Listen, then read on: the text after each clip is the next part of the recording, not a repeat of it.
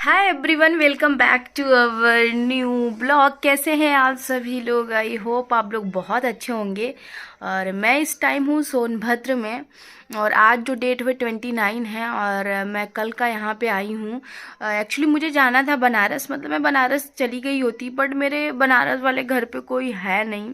मतलब मेरे डैडी और माँ नहीं है, मतलब मेरे सास ससुर नहीं है। तो फिर मुझे लगा कि क्या ही मतलब मेरी ज़िंदगी ना, मतलब मैं आपको ना आज रियलिटी बताती हूँ अपने बारे में। मेरी ज़िंदगी ना ऐसे ना, मतलब कि ऐसी ऐसी मेरी ज़िंदगी मतलब ऐसी दो राहें, क्या तीन राहें, चार राहें चलती हैं कि पूछो मत। जैसे मेरी छुट्टी होने की हो जाती है तो फिर मेरे मन में आता है कि मैं कहाँ जाऊँ, मैं अपने ससुराल जाऊँ बनारस, या फिर मैं सोनभद्र जाऊँ। मैं कहाँ जाऊँ, मतलब ऐसा समझ भी नहीं आता। अगर मैं अपने पति से मिलने आती हूँ तो फिर मुझे लगता है कि मुझे अपने सास ससुर से भी मिलना चाहिए। अगर सास ससुर से मिलने जाऊँगी तो होगा कि बेचारे मेरे पति इतने दिन से अकेले, मैं उनके पास नहीं गई। मतलब मैं ना दोनों तरीके से मैं ही पिसती हूँ। मतलब मैं बताऊँ, मैं क्या ही बताऊँ। फिर पहले से मेरा था कि छुट्टी होगा, फिर मैं सोच रही थी कि मैं कहाँ जाऊँगी कहाँ जाऊँगी। मेरे हस्बैंड ने बोला था कि पहले तुम यहाँ आना, फिर हम चलेंगे बनारस। तो फिर ऐसा था। पर अभी सडन मतलब ऐसा हुआ कि मेरे छोटे दादाजी एक्सपायर हो गए हैं, तो उसकी वजह से मेरे जो डैडी और माँ हैं वो लोग गांव पे चले गए हैं। तो घर पे वैसे डैडी आने वाले हैं और हैं घर पे कुछ लोग, तो इसलिए हम जाएंगे कल बनारस। और देखते हैं ये ब्लॉग कितना वो हो पाता है।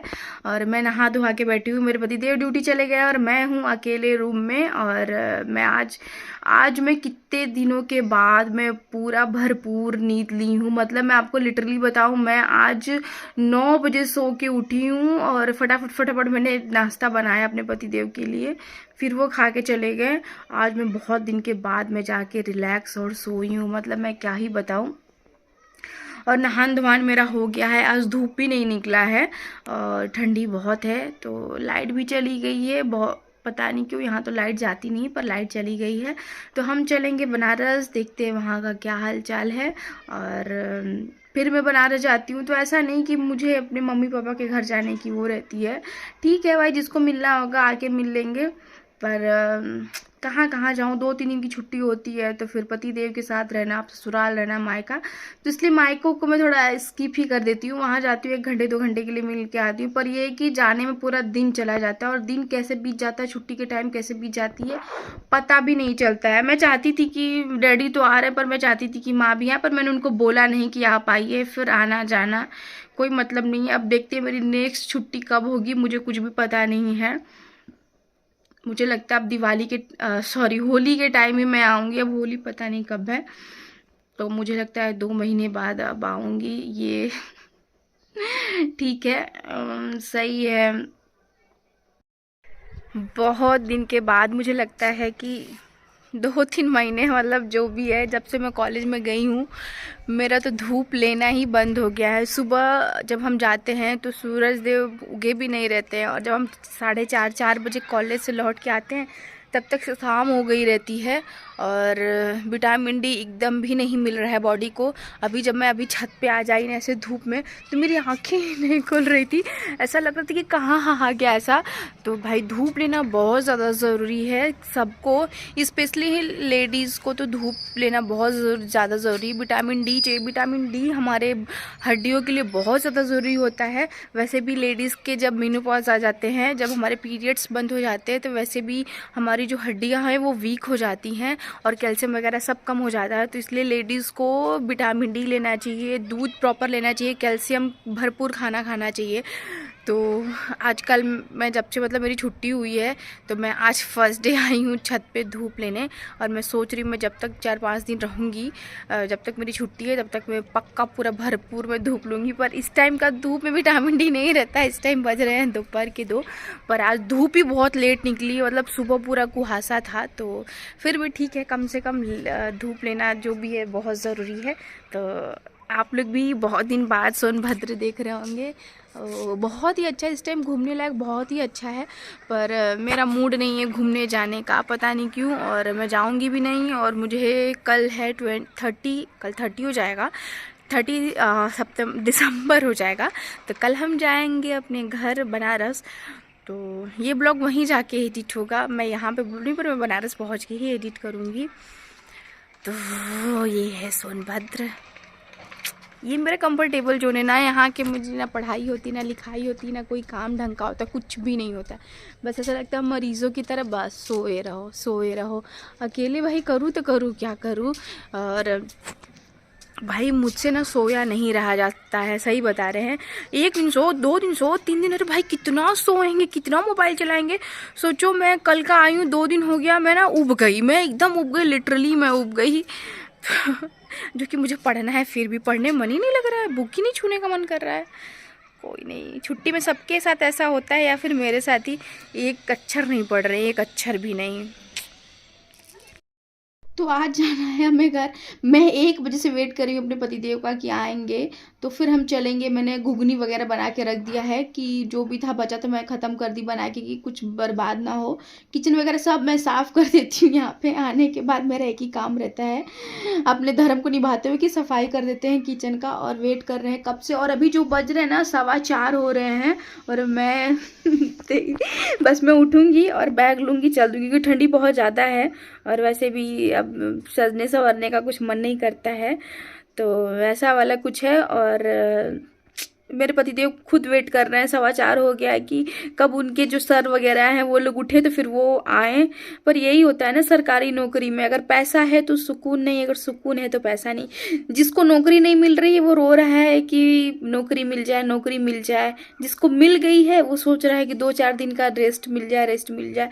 मैं आपको लिटरली बता रही हूँ, मेरे पतिदेव को बिल्कुल भी रेस्ट नहीं रहता, बिल्कुल भी रेस्ट नहीं रहता। मैं यहाँ पे आई हूँ, मैं भले यहाँ पे आई हूँ, मैं सिर्फ रात को 6-7 बजे आते हैं, फिर वो चले जाते हैं सुबह, और मतलब टाइम स्पेंड ही नहीं कर पा रहे हैं। और ठीक भी है, सही है। और पर मैं लिटरली मैं सोची कि मैं 2024 में कहीं लॉन्ग ट्रिप में मैं जाऊंगी, ज़रूर, मैं ज़रूर जाऊंगी। मैं अपने फर्स्ट ईयर का एग्ज़ाम दे लूँगी, चाहे जब 2024 में मेरा एक प्रण है कि मैं कहीं ना कहीं घूमने जाऊंगी, ज़रूर जाऊंगी। क्योंकि 2023 में अभी मुझे समझिए मुझे बुलाया जा रहा था, मतलब मेरे जो आर्यन परी हैं भांजा भांजी, वो बहुत दिन से वो लोग मुझे बुला रहे हैं, बहुत दिन से।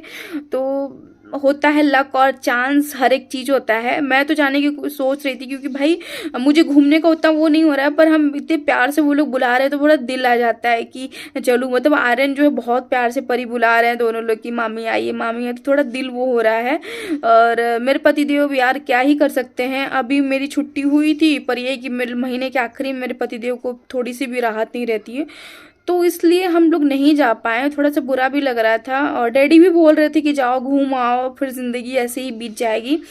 पर मैं 2024 में ज़रूर जाऊंगी, ज़रूर जाऊंगी। मेरे पतिदेव ने भी सांत्वना दिलाई है कि हम 2024 में चलेंगे, और मैं 2001 मैं स्टार्टिंग से ही मैं पैसा कलेक्ट करना शुरू कर दूंगी। मेरे भाग्य में, मेरे नसीब में, मेरे मेरे हाथ की लकीरों में ना पैसा बचाना लिखा नहीं है। मैं अगर कोई अगर मुझसे पूछे कि तुम्हारे पास कितनी की शेविंग है, तो मैं आपको बताऊँ मेरे पास कोई सेविंग नहीं है। मतलब मैं ना पैसा बचाने के लिए सोचती ही नहीं हूँ कि मुझे ये खरीदना वो खरीदना, नहीं, क्योंकि मेरे पतिदेव खुद ही बचाते हैं। और मुझे बचाना भी नहीं है, क्योंकि भाई घर में सब लोग बचाने लगे तो फिर कंजूस कहलाने लगेंगे। मुझे तो है भाई दान करो पुण्य करो, देते चलो बांटते चलो, देते चलो बांटते चलो, हर दिन बीत गया तो बीत गया, और क्या ही बचा के क्या करना है। और बचाने के लिए सब लोग हैं घर में, तो इसलिए शायद मैं नहीं बचाती हूँ। इस मामले में मेरी मम्मी बोलती है कि मैं पापा पे पड़ी हूँ, क्योंकि मैं 1 भी रुपये नहीं बचाती हूँ, और कंजूसड़ी की हद तो बिल्कुल भी नहीं हूँ। और क्या बोलते हैं कि जुबान की बहुत कड़वी हूँ मैं, मतलब बोला जाता है ना कि वो कुछ ज़्यादा ही सच बोल देती हूँ, और झूठ तो मुझसे बर्दाश्त नहीं होता है, चाहे वो कोई भी बोले। तो ऐसा वाला कुछ है, और देखते हैं कब मेरे पतिदेव आते हैं यार। हेलो फ्रेंड, गुड मॉर्निंग, कैसे हैं आप सभी लोग। तो सुबह हो चुकी है, कब की मैं उठी हूँ 6:30 क्या 6:20 पे। जब डैडी उठे तभी मैं उठी, खटखट सुन के उनका। और चाय वगैरह मैंने रख दिया है बनने के लिए। अभी 7 बज रहे हैं, मतलब घर में सब, मतलब ठंड का टाइम है, तो इसलिए सब लोग, पापा मेडिटेशन कर रहे हैं और मैं थोड़ा सा कुछ अच्छा काम करने जा रही हूँ। तो चाय बन जाता है तो मैं सबको दे देती हूँ।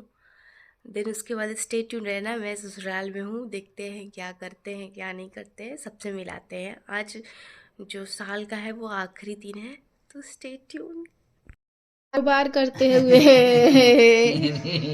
कारोबार करते हुए क्या बनाएंगे? नींबू का अचार। कितना किलो बना चुके हैं? अरे बना चुके हैं बहुत। नींबू 4-5 किलो का बन चुका है। अभी देखिए कितना है। 5 किलो होगा। नहीं, 1 किलो 2 किलो बोलिए हो तो वजन करने वाला। फ्री सेवा। फ्री सेवा जिसको चाहिए अपना एड्रेस भाई और बताइए। क्या भाई? नहीं, आके हमारे यहाँ ले जाइए। और क्या बनवा के ले जाइए, नींबू लाइए। अच्छा, नींबू लेके आइए।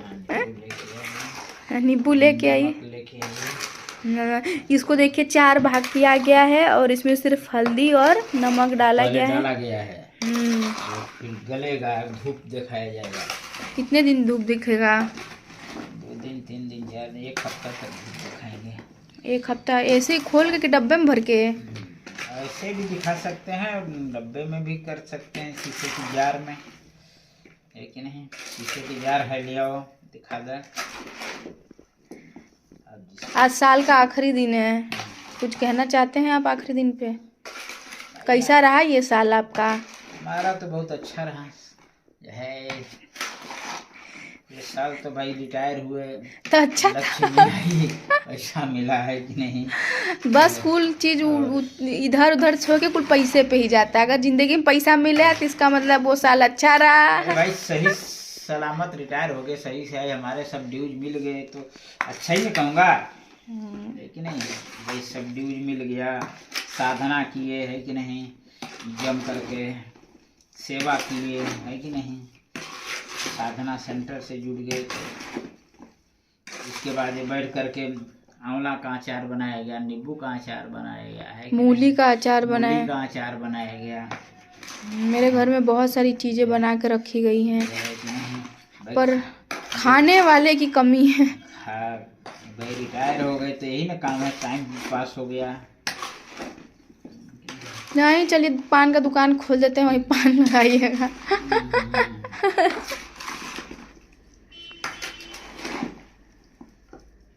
तब 2024 कैसा जाएगा आपका?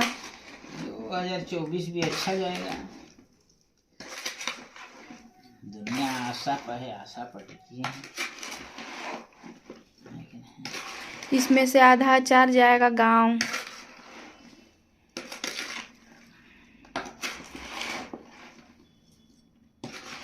हमारी माँ जो है वो गांव पे है, तो गांव पे जाएगा। पूरा 100 अचार, 100 नींबू था, 100 नींबू का 4 टुकड़ा किया गया तो कितना हुआ? 400 पीस अचार है। 100 × 4। और ये 2-4 दिन रहेगा, ये गल जाएगा। तो इसके बाद इसमें 5 फोरन मसाला पड़ेगा। नहीं पापा, 5 फोरन मसाला इसमें क्यों पड़ेगा? 5 फोरन का मतलब समझते हैं? हाँ, मेथी रहता है, अजवाइन, सौंफ। अब हम ही को आप बताएंगे पापा, 2 दिन से अचार का डालने लगेगा 5 फोरन मसाला, समझते हैं? हाँ वही तो 5 फोरन मसाला का मतलब वही। हींग जरूर डालना है, लेकिन ये हींग पाचक भी ऐसे भी होता है और काफ़ी दिन तक अचार जो है खराब नहीं होता है। और इसमें पानी का छुआई नहीं होना चाहिए। हाँ, ये तो सब जानते हैं कि अचार में पानी का छुआई नहीं। अचार निकालने के लिए भी अपना चम्मच रहे साफ, उसमें पानी का असर न हो। ये नहीं कि हाथ से ही निकालते जाएं, हाथ से नहीं निकालना चाहिए अचार। और खाने के लिए बड़े जार से छोटे जार में अपना थोड़ा आप लोग ये मत सोचिएगा कि हम बहू हैं तो पापा ही सब कर रहे हैं। हम सब किए, बस वो मिलाए भी हमें, बस वो दिए उनको वीडियो शूट करने के लिए। हाँ, आप लोग को लगेगा कि बताओ आपने वीडियो शूट कर रही है और उनसे करवा रही है, तो कौन किया है पापा? सही से बताइएगा। मेहनत वाला का आदमी किया है भाई। ए पापा बहुत चालाक है। बताइए, अच्छा मेहनत वाला काम कौन किया है? मेहनत वाला है भाई, तू कैलू है। हाँ, तब वही कर रहे हैं। माँ नहीं थी तो इसलिए, अगर माँ रहती तो हम और माँ करते हैं। हमको प्रोसीजर पता नहीं था इसका, इसलिए। नहीं तो कुसुम दीदी चली गई अभी ड्यूटी। नहीं, कुसुम रहती तो हम दोनों लोग कर लिए होते हैं। पर दिक्कत ये है ना कि हमको पता नहीं था ना कैसे काटेंगे। आप छोटी सी चीज़ को लगते हैं चिल्लाने, डर लगता है। गुड मॉर्निंग, आप सभी को नए वर्ष की हार्दिक शुभकामनाएं। ये जो है ना, ये न्यू ईयर के दिन मैं ब्लॉग शूट कर रही हूँ। इस टाइम हो रहे हैं 7:30 बजने वाले हैं और हमारा नहान धोवान हो चुका है, सब चीज़ हो चुका है। मैं नहा धो ली हूँ, झाड़ू वाड़ू सब लगा ली हूँ, सब हो चुका है। मैं दिखाती हूँ, मैं आप लोग को भी मैं अपने घर के मंदिर का भी दर्शन करवाती हूँ। मैंने दर्शन कर लिया, पापा मेडिटेशन कर रहे हैं, पर मैंने सुबह सुबह भगवान से प्रे कर लिया है।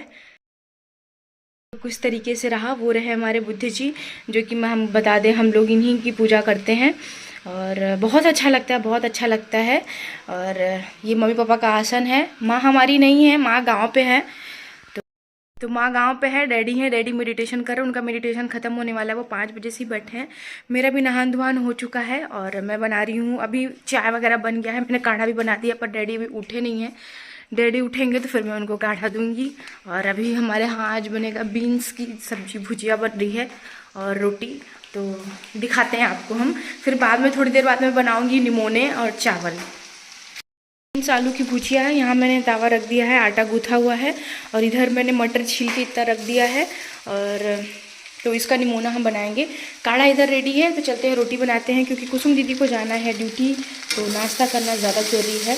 किसको किसको बीन्स की भुजिया अच्छी लगती है, मुझे तो बहुत अच्छी लगती है। तो चलो मिलते हैं थोड़ी देर के बाद। नए साल पे आपको डैडी से भी मिलाएंगे, नए साल पे आपको डैडी से भी मिलाएंगे, उनका भी आशीर्वाद दिलाएंगे और देखते हैं क्या क्या वो अपने अच्छे अच्छे वचनों से बोलते हैं। मैंने सुबह ही माँ से बात कर लिया, क्योंकि मेरे लिए मेरे डैडी और माँ फर्स्ट प्रेफरेंस रहते हैं। पतिदेव तो साथ में ही आज इस न्यू ईयर पे, और पिछले न्यू ईयर पे हम साथ में नहीं थे, और बहुत ही मतलब कम ही न्यू ईयर पे हम साथ रहते हैं। कल मेरे पतिदेव बोल रहे थे कि मतलब मुझे लग रहा है ऐसे कि बहुत मतलब रेयरली हम लोग कभी साथ रहे न्यू ईयर पे, तो ऐसा एग्जैक्टली सही है। तो ऐसा कुछ होता नहीं है, न्यू ईयर मतलब ठीक है। सब लोग स्वस्थ रहे, मस्त रहे, खुशी रहे। मैं भी बहुत स्वस्थ रहूँ, खुशी रहूँ, मस्त रहूँ, जी जान लगा के अपनी ज़िंदगी में बढ़ती रहूँ, आगे बढ़ती रहूँ, बस यही है। और उससे पहले कि मैं स्वस्थ रहूँ, अच्छे अच्छे विचार आए, किसी के प्रति द्वेष भावना नहीं होनी चाहिए, अच्छे सुविचार। तो थोड़ी देर बाद मिलते हैं।